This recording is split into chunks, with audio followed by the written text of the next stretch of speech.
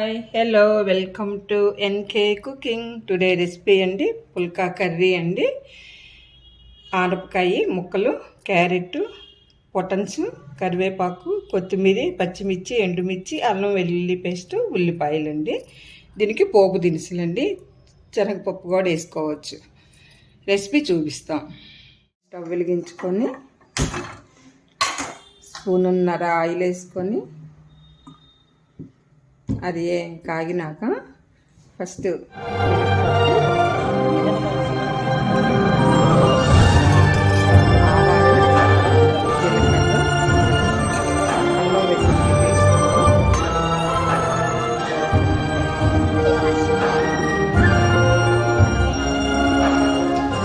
బాగా తోడగా నెక్స్ట్ కరివేపాకు,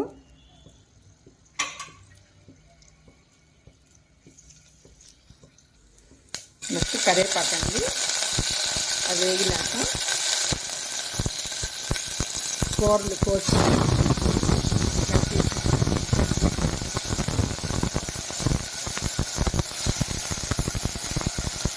అది కొంచెం లైట్గా ఒక 2 minutes వేసుకుంటూ తర్వాత వాటర్ వేసుకోవాలండి. నెక్స్ట్ కొంచెం పసుపు అండి, దానికి తగినంత ఉప్పు,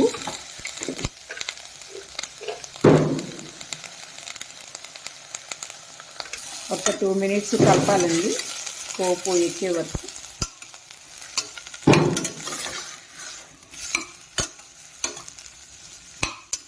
అది కలుపుకున్నాక కొంచెం వాటర్ వేసుకోవాలండి, ఎక్కువ వద్దండి, ఎందుకంటే ఉల్లిపాయ వాటర్, ఆనపకాయ కూడా వాటర్గా ఉంటుంది కదండి, కొంచెం వేసుకుంటే చాలు.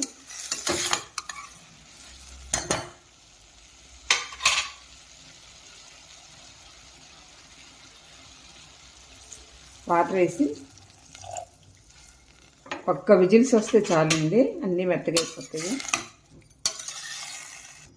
ఇది మనం మామూలుగా అయినా ఉడికించుకోవచ్చండి, ఇంకో గిన్నె పెట్టుకొని. తొందరగా కావాలంటే కుక్కర్లో పెట్టుకోవాలి, లేదా మామూలుగా ఉడికించి పెట్టుకోవచ్చండి.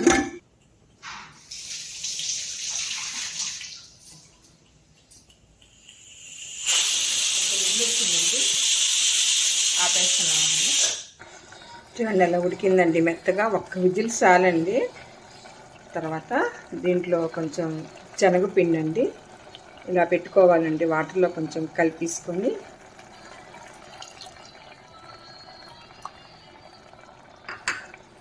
నెక్స్ట్